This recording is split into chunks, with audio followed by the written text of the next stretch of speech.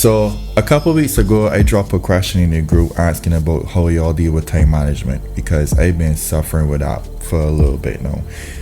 I've been taking on too much. I've been getting all these different ideas and they trying to juggle everything in one, trying to do the whole professional life and then personal life and then being a father and all that kind of thing. So something is always suffer. So I brought it to Facebook, and it was fairly interesting with the comments that I got online. So then, as I say, I went out even further and I sat down with a few people. I am Crystal Kathy Melissa Haynes, and I am a ton of stuff. I'm a mom, first and foremost. I'm a wife.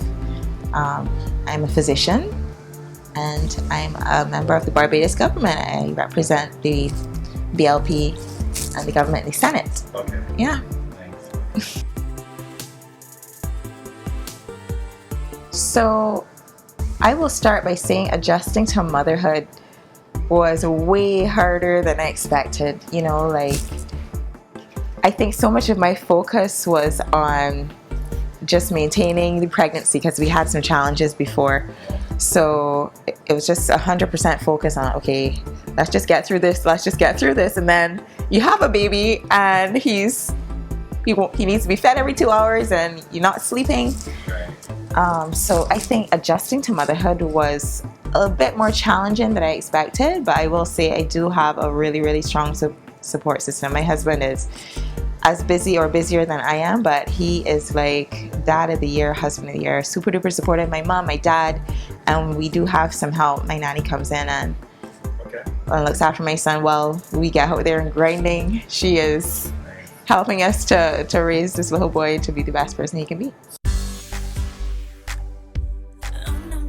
Alexander was born on Boxing Day, 2017, and then the appointment to the Senate came about a week after the election. So literally the last day in May, I got sworn in. So literally I had like a 5-month-old and just got this appointment to Parliament, you know, had this idea for my new clinic as well. So I was there trying to get the wheels in motion in terms of writing the business plan, establishing connections with suppliers, different things like that. It was just a ton of stuff going on all at once. This has always been a dream of mine. I think most doctors get to a point eventually after being in hospital or after working alongside someone where you want to be independent, you know, that's your goal. So my practice right now, we're just doing primary care, which is what most people call GP, but also a strong focus on cosmetic medicine, so beauty, skincare, you know, just being the best version of yourself.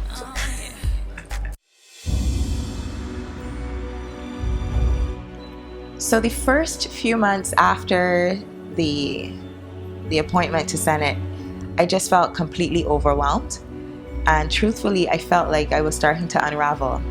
And obviously that's a part of the experience that you tend not to share. But it was a difficult transition, especially having the baby at home. So you're trying to, let's say, prepare for an important parliamentary debate, like let's say a constitutional amendment or something, which is all completely new stuff to me, because keep in mind, I've been doing medicine my whole life, and here it is now I need to stand up in the Senate and speak on a constitutional amendment or an economic matter.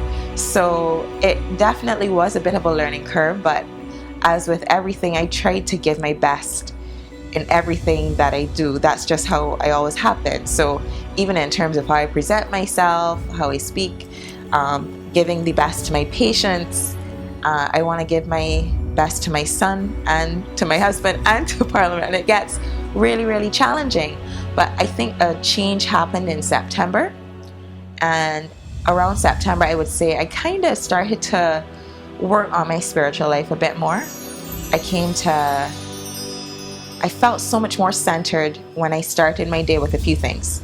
So typically on a morning, I wake up, obviously Alexander wakes up, give him a bottle, but I try to make time for a little devotion or something, even if it's a verse, just something that imparts, you know, just something uplifting, something wholesome to meditate on. throughout the day, and just kind of praying more. It's just something that I had fallen away from, and it really changed my life, and I started to feel so much more centered and balanced and less stressed once I started doing that.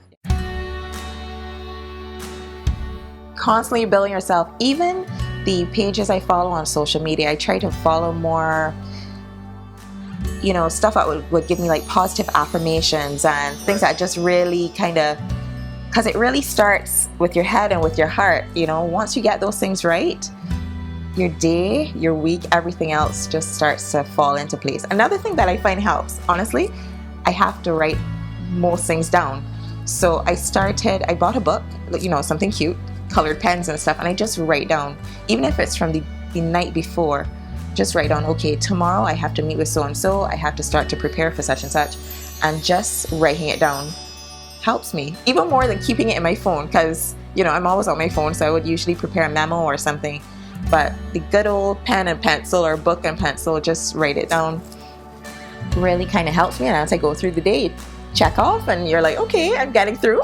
Right. Crystal's method about going back to the old school, about writing and jotting down notes and doing the schedule in a notebook, there is an advantage to that, because I find like when I use the apps on my phone, as soon as I go into my phone, I get distracted. There's a email comes up, a WhatsApp message comes up, or a phone call comes through, and then you end up down in a rabbit hole. So I think there is an advantage to Krista's method in terms of writing it down and not having to touch your cell phone. What I will say as well, I had to learn to disconnect from my phone a bit, because we're constantly connected, and if your phone is pinging all day, you don't really get the opportunity to just sit and focus and give your best to whatever you're doing at the particular point in time. So what I had to start to do is to say, okay, it's 9 o'clock. I'm committing 3 hours to preparing for a debate or to work on my business plan. I'm not going to pick my phone up for the next 3 hours. So I won't check my phone till midnight. So I had to start kind of doing little things like that. And I found that I became way more productive. Just setting time out for focusing, putting everything else aside, clearing my desk, just having that one thing in front of me that I'm working on there and then, just helps me to be way more organized, not just in my physical space, but mentally. As well-meaning as you are, you might forget to call during the day, so you leave home at 7 a.m., you get home at 7 p.m., and you haven't spoken all day just because you're both kind of jaunting. But even if it's a quick message, I realize the importance of that. And even in terms of my son, there are a couple things that I try to do, even though he has a nanny. So most mornings I will try to take him for his morning walk before I leave home. And typically, if I can get home by 5:30, I will walk him on evenings. His walks are the highlight of his day. We live in St. George, which is like country, so he sees lots of trees and he loves seeing animals. The cows, the sheep, the cats, the dogs, that's the highlight of his day. So just taking the walk with him both morning and evening is kind of the time I set aside to make sure I can do that for him. And I usually try to be home in time to put him to bed, because that's also special time. Yeah. What I would like to say to any young person who has a dream, don't become consumed with your present circumstance, as impossible as it might look. There are avenues out there, and what I will say is just start to put the wheels in motion, and you will just be surprised at how people come into your life and things just start to come together. Because it was so funny, my office manager, Rashida's here, and we were just speaking the other day. She asked me to take a look at my business plan, and I had some photographs that I drew inspiration from. And what was fascinating, we opened the business plan and there was a photo of my dream examination room. And we're like, holy crap, you have the identical treatment bed. I hadn't even realized, but just in saving these images from Pinterest and different things and literally like cutting it out, sticking it in and saving it, I hadn't realized how just putting that out there actually 6-7 months later manifested into what my dream practice has really become. One of the biggest gems that Crystal dropped that really resonated with me was the fact where she stated, don't be so consumed with your circumstances. Trust me, my circumstances at the time professionally were challenging, and it was hard, but I just knew I had to make a change. It's just something I had to do for myself, because you'll realize sometimes, especially as a young person with a great idea, you might not get the support that you expect from the people that you might expect to get it from. You might not get the support that you expect from the people that you might expect to get it from. And it felt almost impossible. It was very, very difficult, but just had to start. And one of the things my husband told me, he said, doctors, he's a banker. He said, doctors make really bad business people. So don't pretend that you're going to sit down here and try to write a business plan. And I called a consultant and got some help, and got help writing a very strong proposal, and went from there. But just start and just put that out there. Call somebody, ask for help if you need to, seek mentorship if you need to, but don't give up on your dream. I think it is tremendously important. I am 33 years old. I am all the things that I said I am, and I have a mentor, and she's coming here this afternoon. And just having that role model, even as a grown woman who has a family, I have a role model, and I can't stress how important that is, even more so for younger people who are still trying to find their way, who are trying to figure out what they want to do. Every step of the way, I think I have managed. I've been lucky. I've had people who have kind of seen the promise and said, you know, if you need help, just give me a call. They were very open to giving advice, and I'm actually open to helping any person who sees what I'm doing and would like to, come to Parliament today as a guest or something. Like, so open to that. And just start your day right. Start your day right.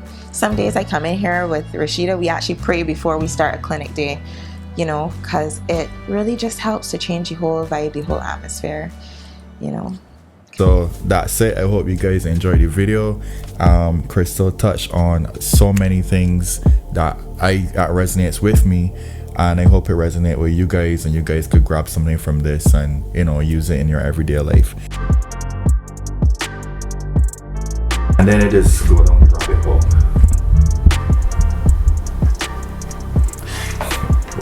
Good that about to go down the rabbit hole too.